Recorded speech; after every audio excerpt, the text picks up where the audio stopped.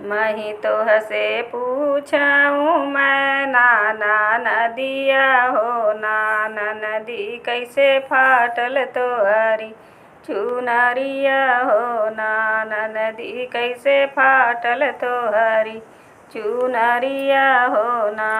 बाबा के बागियवा भौजी लकड़ी तोड़ न गए ना भौजी लकड़ी अरुज चुनरी फाटल हो ना भौजी लकड़ी अरुज चुनरी फाटल हो ना।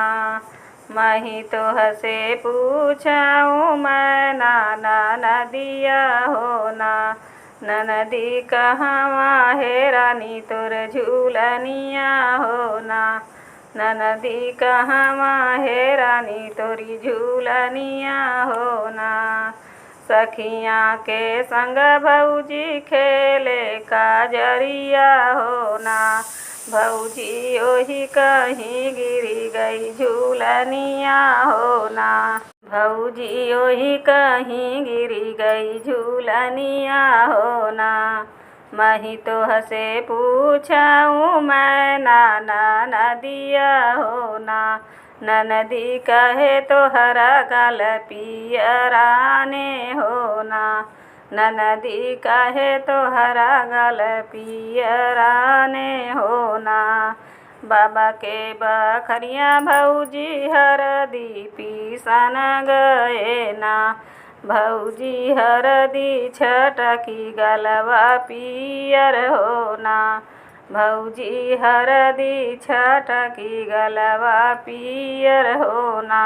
नहीं तो हसे पूछाऊँ मैं नाना नदिया हो ना नदी कहे त्योहरा पेटवा है फूलल हो ना नदी कहे तोहरा पेटवा है फूलल हो ना। बाबा के खेतवा में बेरिया का के दरिया हो ना बाबा के खेतवा में बोईबा के दरिया हो ना भौजी ऊ है चबाए पेटवा फूला हो ना भौजी ऊ है चबाए पेटवा फूल हो ना।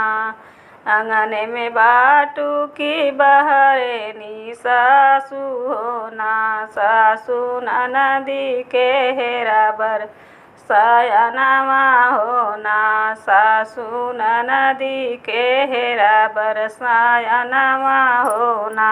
खलियाई खिंचबई बहुअर भूसावाई भरबई हो ना बहुअर बेटी मोरी लड़ी का नादनवा हो ना बहुअर बेटी मोरी लड़ी का नादनवा हो ना।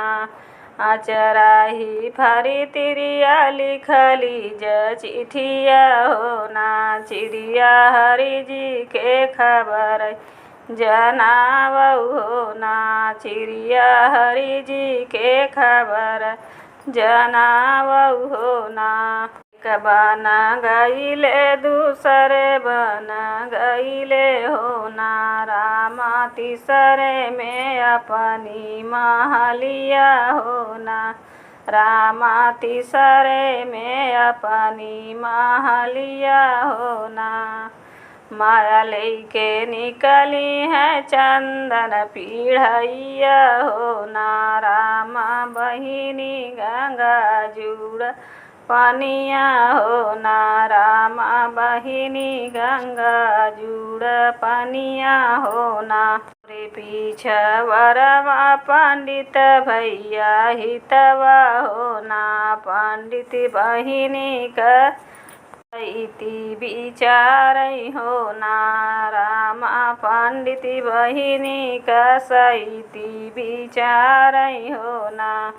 आज एकादशिया बिहान दुई दसिया हो ना रामा तेरहवीं के पड़ी गए बियहवा हो ना रामा तेरहवीं के पड़ी गए बियहवा हो ना। आई बरतिया बगियावा में पहुँचई हो ना रामा नदी का मुड़वा पिराने हो ना रामा नदी का मुड़वा पिराने होना। आई बरतिया दुआरमा पे पहुँचई होना। रामा नदी का पेटवा पिराने होना। रामा नदी का पेटवा पिराने होना। जब हो दुल्हवा मड़वना में पहुँचई होना। रामा नदी के भय नंद लाल होना। रामा नदी के भय नंद लाल होना। हवा रूमाल धई के पूछई बजनिया होना। रामा ब्याह बजाई की बधुआ होना। रामा ब्याह बजाई की बधुआ होना। भीतरनी बाटू की बहरे मायरिया होना। माया परिछन नाती से पतोहिया होना। माया परिछन नाती से पतोहिया होना।